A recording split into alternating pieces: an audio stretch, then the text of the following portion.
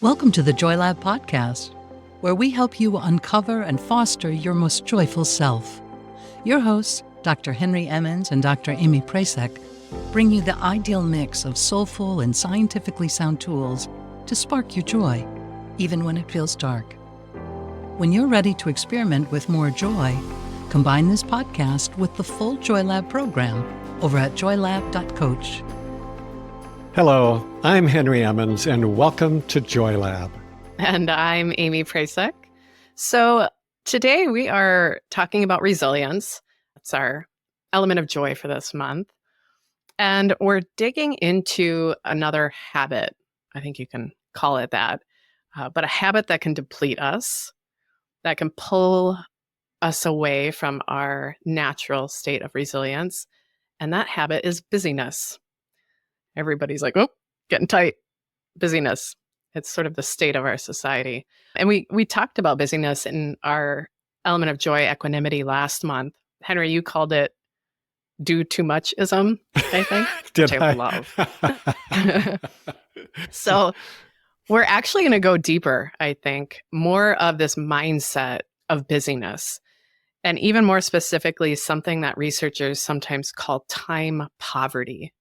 So time poverty is the feeling of having too much to do and not enough time to do it. Probably sounds familiar for a lot of us. So quickly, busyness is really interesting, I think. There's a lot of research to say that staying busy is really good for our cognitive health and for our mental health, especially in our elder years. And then there's all this research on how busyness is wrecking our mental health. So there's something more subtle here that we need to kind of get a handle on. And I think it has less to do with really how many activities we have on our calendar in some capacity, and more to do with why we think there's so much to do, why we feel so strapped for time, and why we might struggle to do less if there are, in fact, too many things on our calendar. And also what we actually consider to be time well spent. So I want to dive into all that today. Let's talk about thoughts and feelings first. Dive right in. So I think it's really important to start off by considering our perception and our stress state, rather than how many activities or tasks or responsibilities we might actually have. So we can put those aside even for now.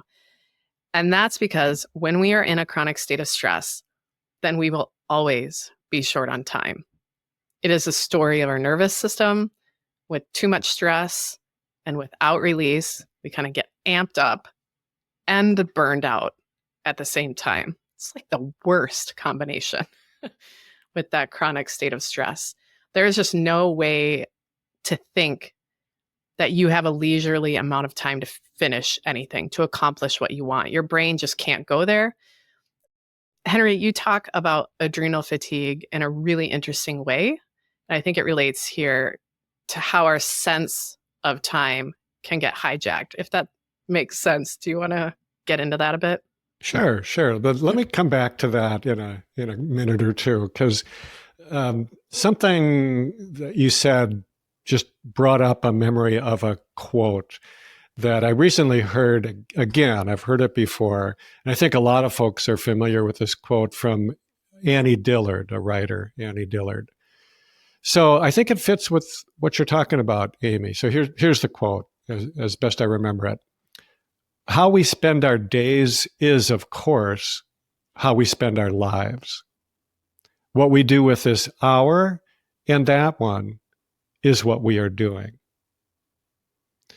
So it kind of sounds obvious at one level, right? But I think there's something pretty profound in this. And after saying that those first two lines, I think she goes on to talk about schedules and how we use them to sort of, as in her words, to create some sort of a scaffolding on which we can break our work into smaller chunks, and that we're sort of building our days out of that scaffolding, if you will.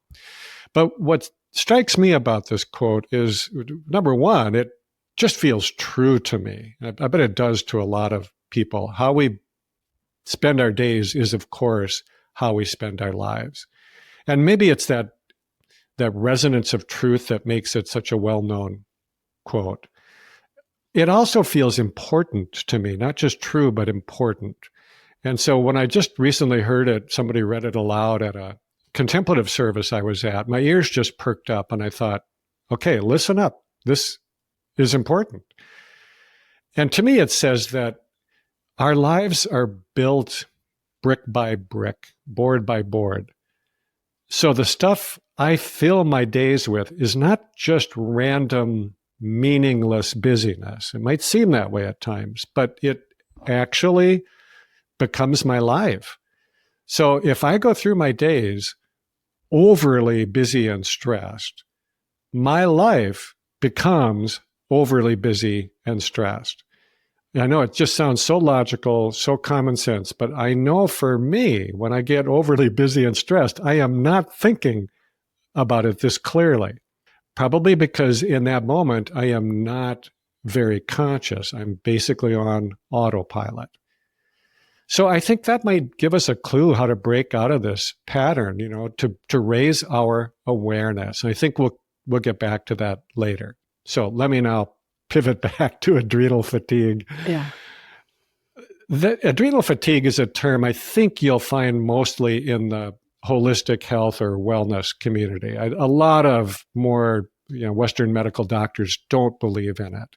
And I think it's because they're looking at it in a very strict way, that if they measure the adrenal hormones, like cortisol or adrenaline even, they're almost always normal. There's some rare conditions that they are too low, and that's a true medical illness that needs to be treated. But they don't. If they don't see that in the lab test, then they kind of toss out the whole concept. But I find the concept useful, and here's why. This is how I think of adrenal fatigue.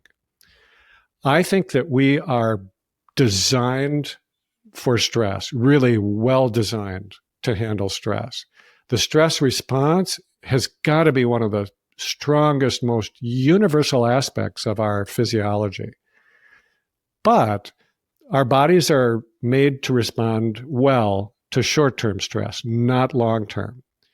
And I think over the long term, this finely tuned system starts to break down. It gets frayed around the edges. No matter how resilient you are to begin with, there is a limit, I think, to how long you can endure these high levels of stress hormones without something going wrong, something in your body going wrong. Because eventually the body can get depleted. And to me, that's what adrenal fatigue is. It's a state of depletion, so that even if something comes along that you really should feel stressed about, you cannot mount that response. You just don't have it in you to do it anymore. And I think that one of the most challenging parts of this state of being is fatigue. If you get that depleted, you can get really fatigued, and sometimes it can be severe, and your motivation can just tank. So it might look a lot like depression to some folks, and maybe it could even turn into depression. But this is a state that is very much to be avoided, if at all possible, because once we get into that state of depletion, although we can come back from it, it can take a while and a lot of effort to do. So back to the quote, that's why I was so struck with it, because I think it's worth paying attention to how we spend our days now, because it's going to become our lives down the road. I hadn't heard that quote before, actually. It makes me think, too, that so often we spend our days thinking that, or not thinking, not aware, but in such a way that we're hoping a different outcome for our life. We're engaged in these activities that we believe will fundamentally change our life later.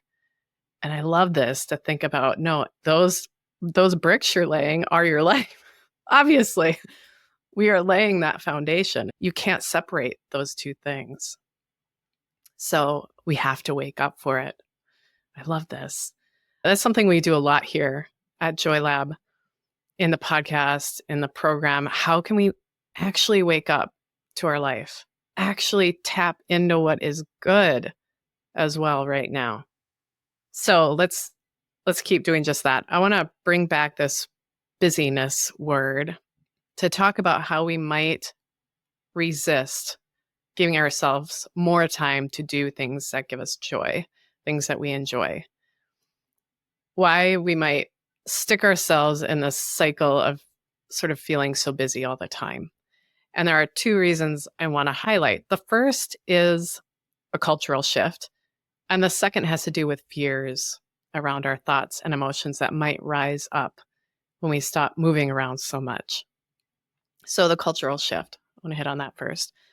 I'll quote the sociologist Jonathan Gersheni, who recently said, "Work, not leisure, is now the signifier of dominant social status." I think the fact that he says work is really key here. He doesn't say productivity, even he doesn't say mastery, just work, just quantifiable, punched in hours. Yeah, he doesn't say meaning. No. He says work. Yeah, the quantity of work is a signifier of dominant social status. And I'm just thinking about these pictures or stories of founders sleeping at the office, working so many hours that they can't eat a meal or carve out enough time to sleep outside of the office, let alone build any real friendships or treat the people around them very well. As long as they're working around the clock, then it must be good. So we've glorified the grind, really the exhaustion, not the outcomes, not the impact, let alone the well-being of anyone involved. And there's a phenomenon here that I think is helpful to understand. It's known as effort justification. It's something we all do, really. Essentially, we tend to think that harder work or more work must be more meaningful work, that it'll have a bigger payoff, that it must be worth it. It's a fallacy. I mean, it's a great survival strategy for us to be willing and motivated to work, plant and gather up the food before the winter hits, build a shelter quickly before the rainy season. This drive to persevere has always been a survival strategy, of course. It's why we need our motivation. So hard work is not a bad thing. Like, think of those days where you work really hard, like on a project with your team, physical or cognitive work, I think, and you get it done, or you're practicing something and you see your progress, and then your head hits the pillow and you're like, yes, we did that. I did that. So productive hard work, when we have the resources to give it and can see its impact, that's particularly helpful, can be so rewarding. The problem is when we conflate more work with better outcomes. It's just not the case. There is a really nice bell curve here. We've talked about bell curves a lot lately. Perfect for equanimity and resilience. They sit on the bell curve quite well. So there is this bell curve where enough work, which includes work that is hard or challenges us, that is optimizing. We actually need that to live a joyful life. I truly believe that we need to be challenged. When we have too little work, not enough challenge, we have negative health outcomes. And the other side of that curve at the bottom, what I'm noting now, too hard work, or in our modern case, really just too much work, equates to negative health outcomes. So why do we do this? Henry, do you want to talk about the fears that we may have around not being busy, challenging this social signifier?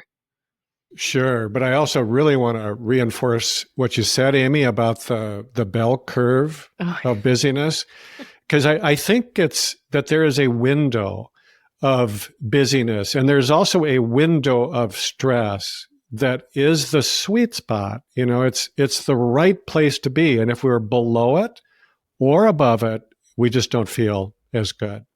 So as an example, I'm thinking about the many patients I've seen over the years who have had to take time off of work simply because they're not functioning well enough at that moment to keep doing what they're doing.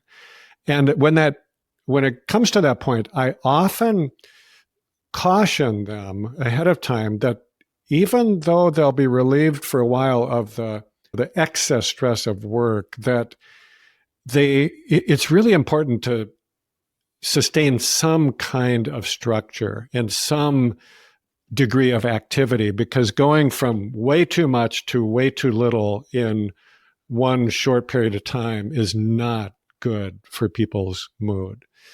So they've got to find enough things that feel meaningful and that get them up and kind of organize their day around so that they don't sink even further into depression. So I think that might be one of the fears that can lead to chronic busyness, that if I stop moving as fast as I am used to, I might just sink into this state of torpor or, losing all motivation and just not being able to get going again. And I think there's some legitimacy to that concern, but not as much as we usually give it.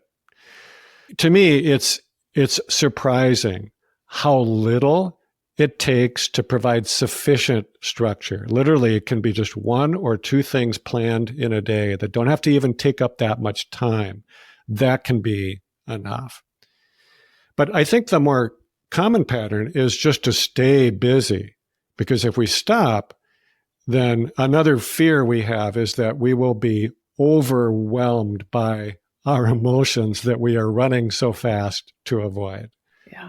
And I will admit there have been times in my life where I have done that. I've stayed super busy in order to avoid what I'm feeling. And it does seem to work, actually, after a fashion. That's why I think we keep doing it. It seems like it's working.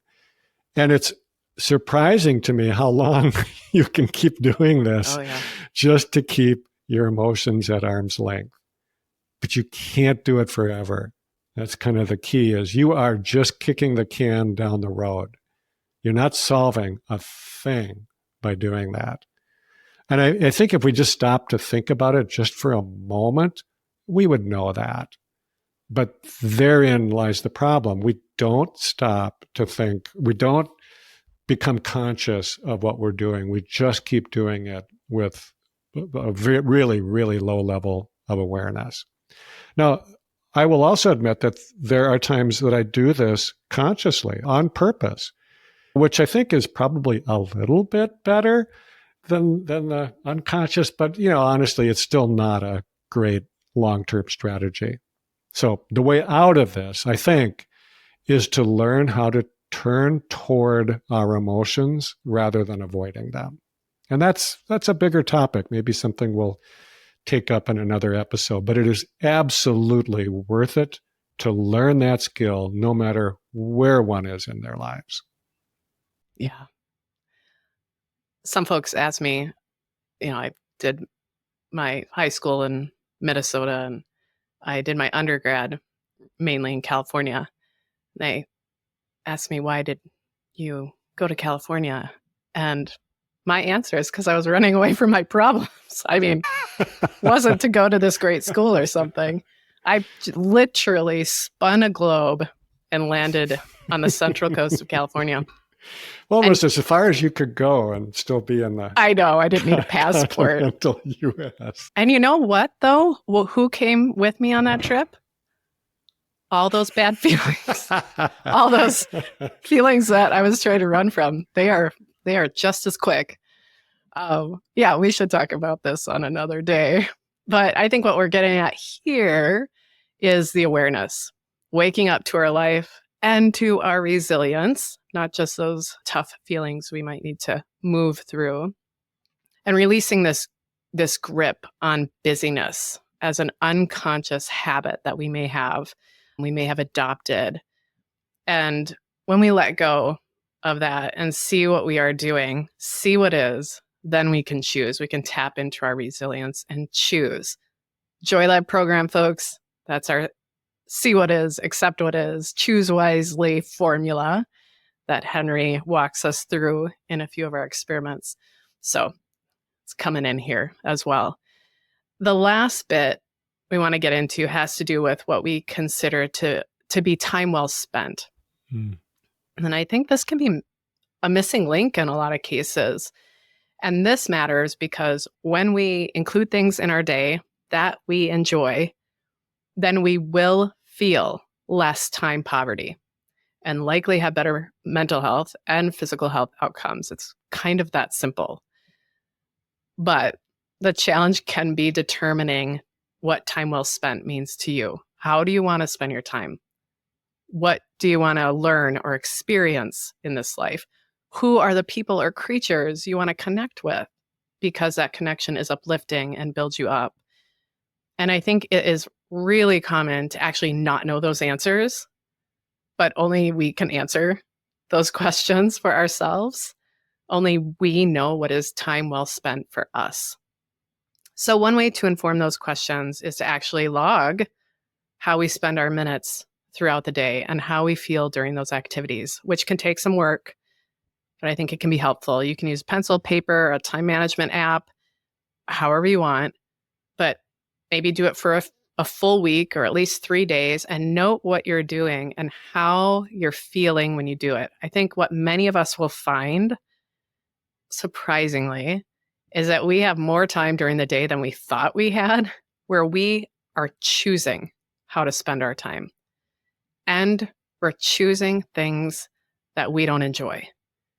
And I think when that slaps you in the face, there's a gut answer that can come up to tell you, here's what I want to do instead. I'll give an example, actually. I downloaded this stupid solitaire game on my phone, thinking it would be relaxing, fun little game. Because my grandma, you guys know where I'm going with this. My grandma had taught me solitaire. I would play a 2-person version with my dad. It has like all these great memories. So I was in the space of it's like an evolved gaming opportunity for me. But that flipping game, it was so extravagant and extra gamified, like pinging my dopamine all the time. Like you had to check in every 2 hours to get extra points and stuff. I left a meeting once to get my points. And then one night I played for 3 hours and I came out of this fog. Like, where am I? What just happened? And I realized at that moment, this does not feel good. But I had, it took a while to get there, probably 5 weeks of stress with this game.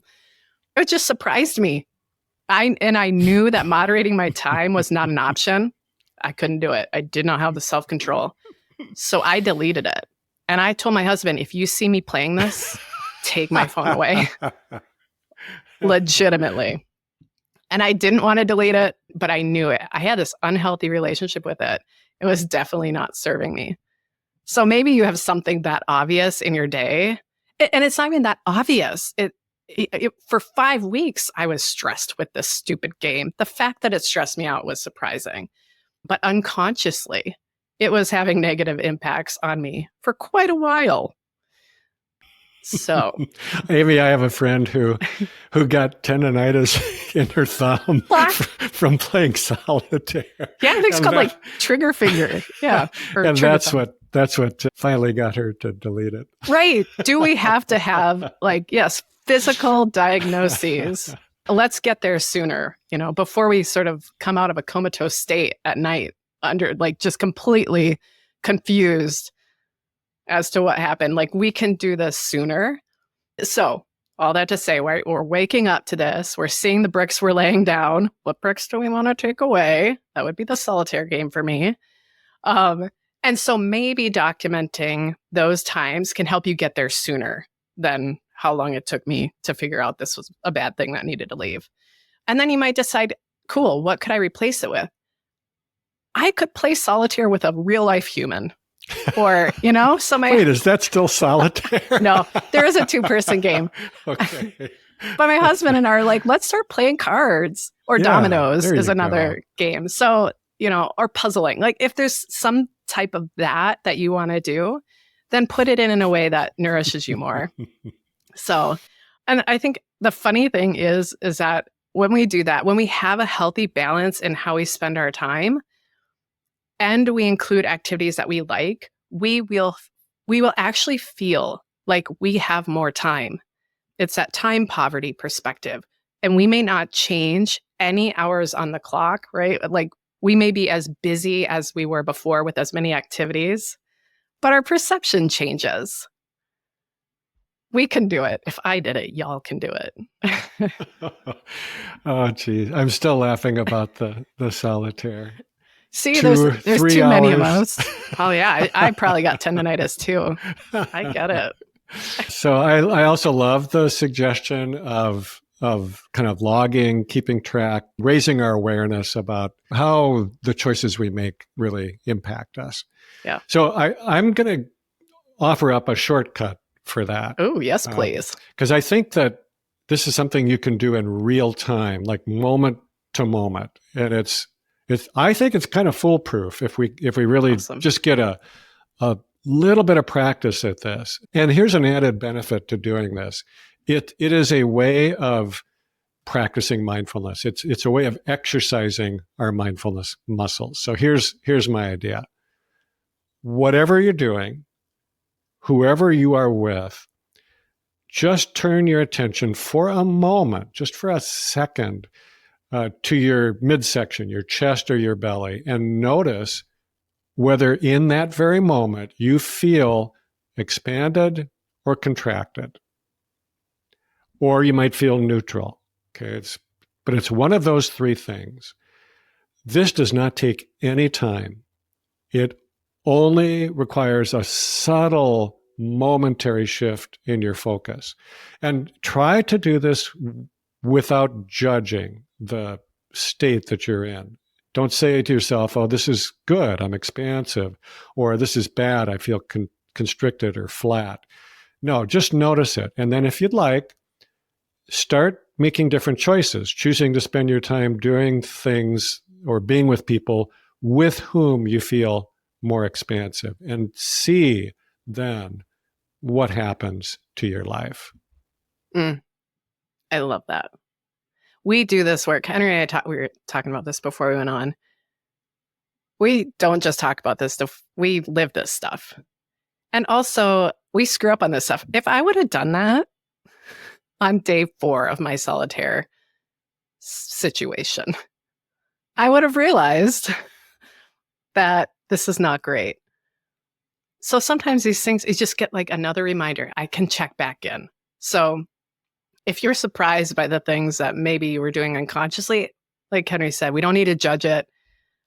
Okay, I can change this. So I appreciate that wisdom. Another reminder to engage in those daily practices of mindfulness that can help us to wake up and see some things that we might be unconscious for. Brilliant. And you note takers, if you need to document it, you can use my strategy as well. Well, I'm sure there's an app for that. Oh, There's yeah. got to be. Absolutely. So our next episode will actually kind of hit on the other side of this bell curve, I think, that we brought up today. So we'll talk more about feeling dull and disconnected. So maybe not frantic and busy, but kind of shut down. And like today, we'll talk about how we can open up and wake up to tune into our resilience and be more present for our life. So to close us today, I want to share some wisdom from Max Ehrmann from his poem Desiderata. These are just a few lines from it. I think it speaks to our convo today, and I hope you really soak, particularly in the last few lines. Here it is. Do not distress yourself with dark imaginings. Many fears are born of fatigue and loneliness. Beyond a wholesome discipline, be gentle with yourself. You are a child of the universe, no less than the trees and the stars. You have a right to be here. And whether or not it is clear to you, no doubt the universe is unfolding as it should. Thank you for listening to the Joy Lab podcast. If you enjoyed today's show, visit joylab.coach to learn more about the full Joy Lab program. Be sure to rate and review us wherever you listen to your favorite podcasts. Please remember that this content is for informational and educational purposes only. It is not intended to provide medical advice and is not a replacement for advice and treatment from a medical professional. Please consult your doctor or other qualified health professional before beginning any diet change, supplement, or lifestyle program. Please see our terms for more information.